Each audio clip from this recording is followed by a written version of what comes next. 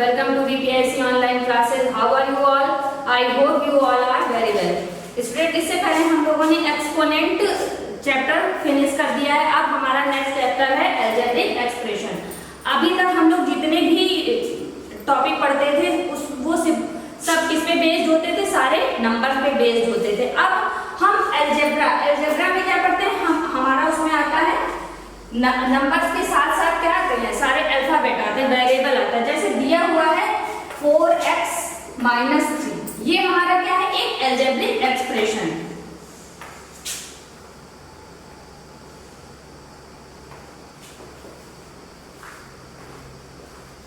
Algebraic expression है जिसमें हमारा ये x क्या है? ये हमारा x है वेरिएबल, और 3 क्या है? कांस्टेंट। अब आप लोग पूछेंगे मैम वेरिएबल क्या होता है? वेरिएबल वो होता है जिसमें सब हमारे क्या होते हैं? अल्फाबेट आते हैं। वेरिएबल का मतलब होता है मतलब जो भी अल्फाबेट है इसकी वैल्यू इक्वल नहीं रहती। x की वैल्यू हमारी क्या हो सकती है? हमारी x की वैल्यू 1 हो सकती है, 2 हो सकती है, 100 हो सकती है, कुछ भी हो सकती है x की वैल्यू।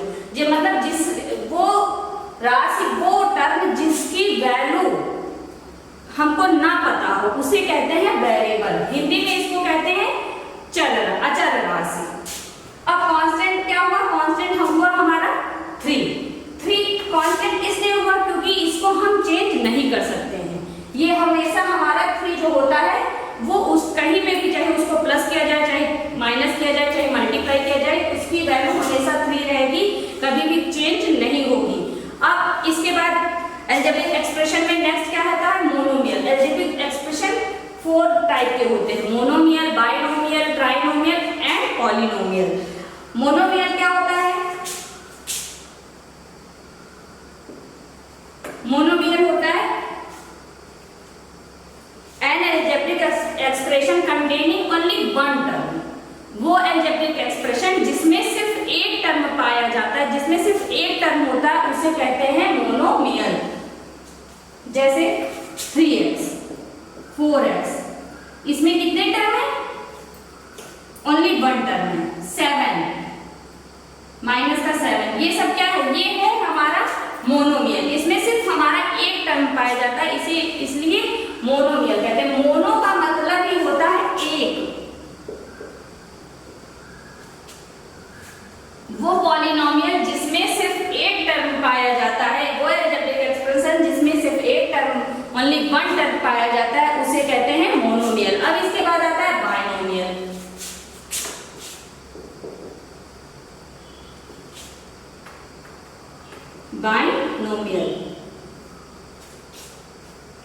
बाइनोमियल विच अलजेब्रिक एक्सप्रेशन कंटेनिंग 2 टर्म, जिसमें कितने टर्म पाए जाते हैं? 2 टर्म पाए जाते हैं, उसे कहेंगे बाइनोमियल। जैसे दिया हुआ है 7xy + 2x + 3y, ये क्या हुआ? ये हुआ हमारा मोनोमियल। ये क्या हुआ? हमारा बाइनोमियल। बाइनोमियल क्या होता है? क्यों होता है? क्योंकि ये 2 मोनोमियल से मिलकर बना हुआ है। देखिए 7x क्या है? एक मोनोमियल है। 2 क्या है? एक मोनोमियल है। इन दोनों को जब हमने ऐड किया मिलकर ये हमारा क्या बना? बाइनोमियल। मतलब इसमें 2 टर्म पाए जाते हैं, वो होता है हमारा बाइनोमियल। बाइ का मतलब होता है द्वि, मतलब 2। अब आता है trinomial.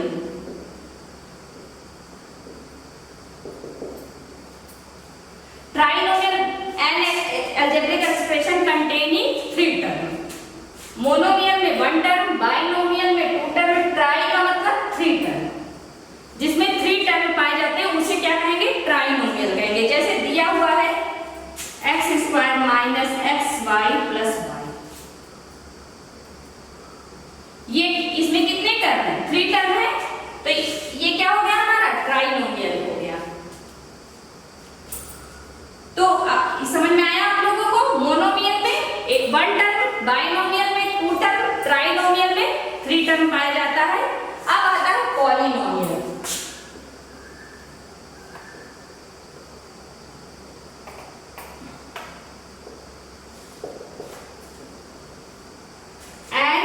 algebraic expression containing 3 or more term, 2 या 2 से ज्यादा, 3 या 3 से ज्यादा जो टर्म पाए जाते हैं उन्हें हम क्या कहते हैं, किसमें आते हैं, वो हमारे पॉलिनोमियल में आते हैं। जैसे दिया हुआ है 3x² plus y² plus 7xy plus 7, इसमें कितने टर्म है, 4 टर्म है, तो ये किसमें आएगा, हमारा पॉलिनोमियल में आएगा। तो वेट अलजेब्रिक एक्सप्रेशन जिसमें 2 या 2 से ज्यादा टर्म पाए जाते हैं उसे हम क्या कहेंगे, पॉलिनोमियल कहेंगे।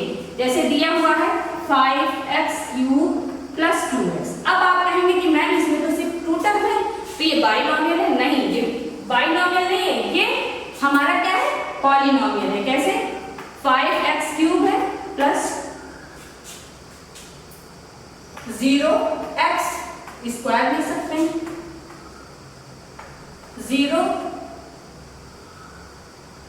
इसको 2x प्लस 0 को किसी चीज से मल्टीप्लाई करते हैं तो वो हमारा क्या आ जाता है, 0 आ जाता है।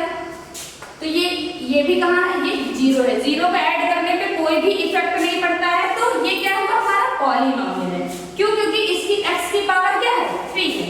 तो पॉलिनोमियल वो होते हैं जिनमें 2 या 2 से ज्यादा टर्म पाए जाते हैं, उसे पॉलिनोमियल कहते हैं। अब हम लोग पढ़ेंगे डिग्री ऑफ द पॉलिनोमियल, किसी भी पॉलिनोमियल की डिग्री कैसे निकालते हैं।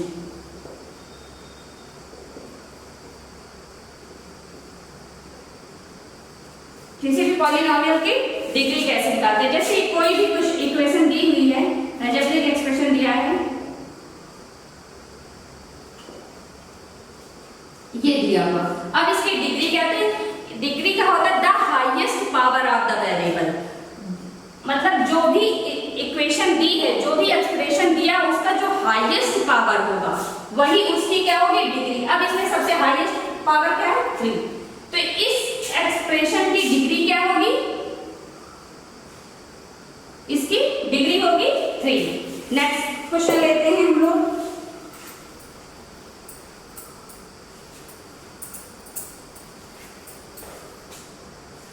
अब दिया हुआ है xy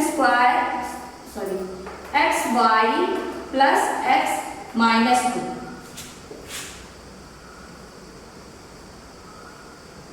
इसकी डिग्री क्या होगी, आप लोग कहेंगे मैम 1, क्योंकि x की पावर भी 1 है, लेकिन यहाँ पे देखिए, यहाँ x की पावर 1 है, यहाँ y की पावर, ये दोनों क्या हो रहा, मल्टीप्लाई हो रहा, तो यहाँ इसकी पावर क्या होगी, 2।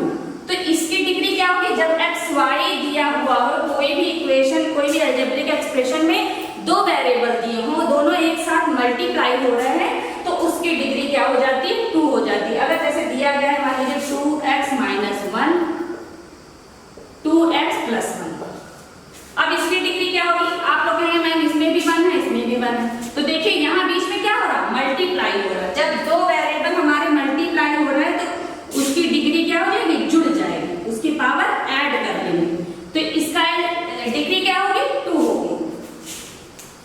अब नेक्स्ट क्वेश्चन देखिए, सिर्फ दिया हुआ है 2, इसका अलजेब्रिक एक्सप्रेशन क्या होगा, इसका अलजेब्रिक सॉरी इस 2 की डिग्री क्या होगी, इसकी डिग्री होगी 0।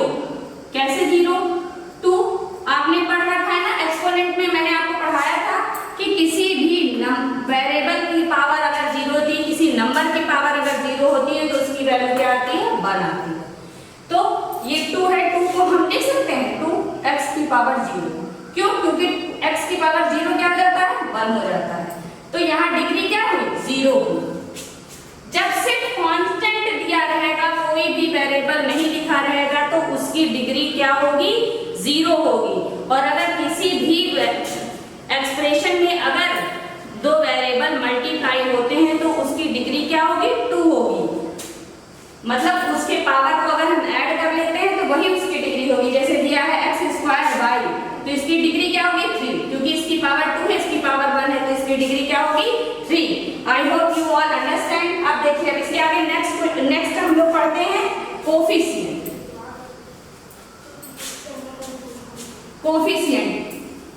कोफिशिएंट का मतलब होता है गुणांक।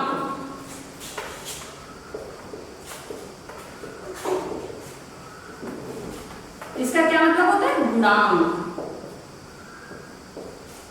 अब अगर इसमें हिंदी में इसका अर्थ निकाला जाए क्या होगा? गुणा, आप लोग हिंदी में पढ़ रखे हैं ना संधि विच्छेद, उसमें देखिए इसका संधि विच्छेद करेंगे तो क्या होगा? जाएगा गुणा धन अंक। मतलब वो वेरिएबल, वो टर्म, वो नंबर जो किसी वेरिएबल से मल्टीप्लाई करता है वो उसका क्या होता है? कोफिशिएंट होता है। जैसे दिया हुआ -7xy, इसमें इसका कोफिशिएंट क्या होगा? -7, क्योंकि xy हमारा क्या है? वेरिएबल है, तो इसमें क्या मल्टीप्लाई हो रहा है? माइनस का 7 मल्टीप्लाई हो रहा है।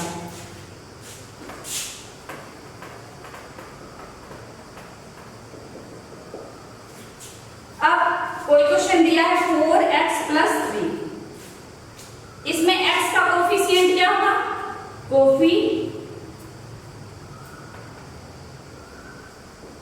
Coefficient of x = 4।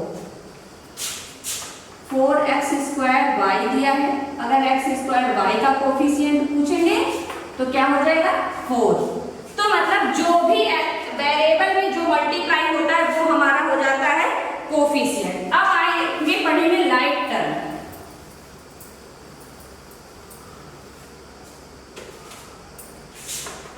Like term,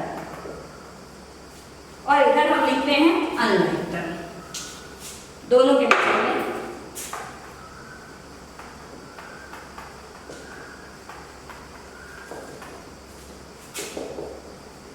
like term का ही मतलब, लाइक का मतलब क्या होता है? जो हमको पसंद हो, और अनलाइक का मतलब होता है ना पसंद। मतलब अगर एक जैसे, लाइक का मतलब पसंद क्या चीज होती है? जो हमारे जैसे हो, जो एक जैसे हो। जैसे दिया है 4x 7x, तो इसमें क्या है? x वेरिएबल दोनों जगह सेम है, तो ये कौन से टर्म होंगे? ये लाइक टर्म होंगे। और अगर दिया है 4x 7y, तो दोनों में वेरिएबल क्या है? इक्वल नहीं है, अनइक्वल है, सेम नहीं है, तो ये कौन से टर्म होंगे? अनलाइक। बस लाइक टर्म और अनलाइक टर्म में आपको कोफिशिएंट नहीं देखना है। जब आपका वेरिएबल सेम हो जाता है तो वो लाइक टर्म हो जाता है, और जब आपका वेरिएबल सेम नहीं होता है तो वो अनलाइक टर्म हो जाता है। Okay student, I hope you all understand. So please do practice these type of question. Stay home, be safe.